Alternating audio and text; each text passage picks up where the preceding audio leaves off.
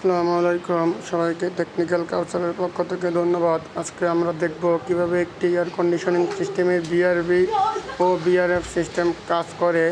তা আজকে আমরা দেখব এই যে এটা হলো একটা air conditioning system. Air conditioning সিস্টেমে একটা ইনডোর আর একটা আউটডোর থাকে।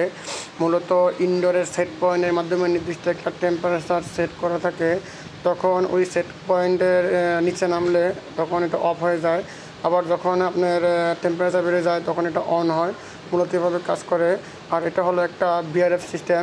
এটা মূলত একটা আউটডোর থাকে আর ইনডোর থাকে অনেকগুলা। এটাও সেমভাবে কাজ করে। যখন নির্দিষ্ট একটা টেম্পারেচার এখানে সেট করা থাকবে ওই অনুযায়ী আপনার আউটডোর বা কম্প্রেসর অন অফ হবে।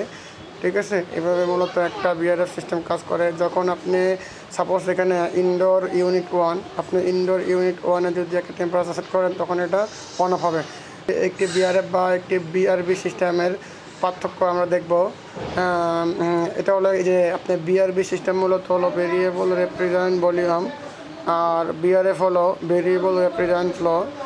ঠিক আছে, মূলত আপনার বিআরবি হলো ভেরিয়েবল রেফ্রিজারেন্ট ফ্লোকে বলা হয় ডাইকেন কোম্পানি।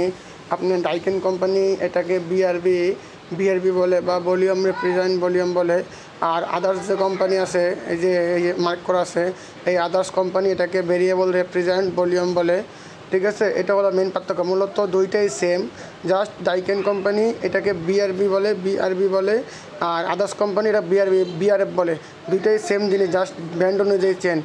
আর এটা হলো একটা আউটডোর ইউনিট, যে একটা বিআরএফ ইউনিট বা বিআরবি ইউনিট। এখানে একটা আউটডোর থাকে আর ইনডোর থাকে মাল্টি।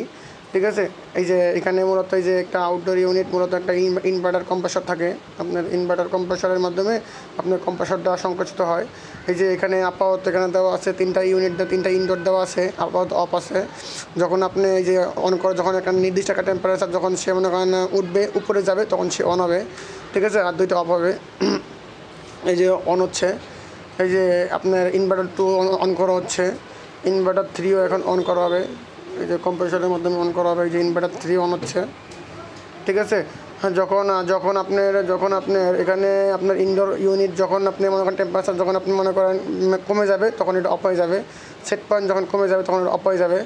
আবার যখন আবার এই যে আপনার ইনডোর 2 যখন সেট পয়েন্ট আপনার সাপোজ মনে করেন 24 দেওয়া হয়েছে, যখন 24-এর নিচে যাবে মানে কমে যাবে তখন এটা আবার অফ হয়ে যাবে। ঠিক আছে, এভাবে সে কাজ করে। এটা হলো এই যে ভেরিয়েবল রেফ্রিজারেন্ট ফ্লো আর ভেরিয়েবল রেফ্রিজারেন্ট ভলিউম।